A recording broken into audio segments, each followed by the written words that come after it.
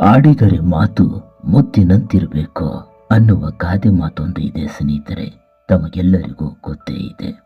ಆದರೆ ಕೆಲವರ ಮಾತುಗಳು ಕತ್ತಿಗಿಂತ ಚೂಪಾಗಿರುತ್ತವೆ. ಮನಸ್ಸಿಗೆ ಸದಾ ನೋವು ಕೊಡುವಂತಹ ಮಾತುಗಳನ್ನೇ ಅವರು ಆಡುತ್ತಾರೆ. ಅಂತಹ ಜನಗಳಿಗೆ ಯಾವ ಪರಿಸ್ಥಿತಿಯಲ್ಲಿ ಯಾವ ತರಹದ ಮಾತುಗಳು ಆಡಬೇಕು ಅಂತ ಪರಿಜ್ಞಾನವೇ ಇರೋದಿಲ್ಲ. ಸ್ನೇಹಿತರೆ, ನಾವು ಬಡವರೇ ಆಗಿರಲಿ ಅಥವಾ ಶ್ರೀಮಂತರೇ ಆಗಿರಲಿ, ನಮ್ಮ ಮಾತುಗಳಿಂದ ನಮ್ಮ ಯೋಗ್ಯತೆ ಏನು ಅಂತ ಈ ಸಮಾಜಕ್ಕೆ ಗೊತ್ತಾಗತ್ತೆ.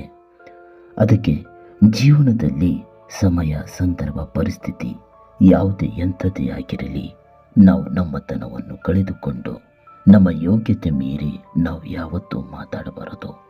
ಏನಂತೀರ ಸ್ನೇಹಿತರೆ? ನಮಸ್ಕಾರ.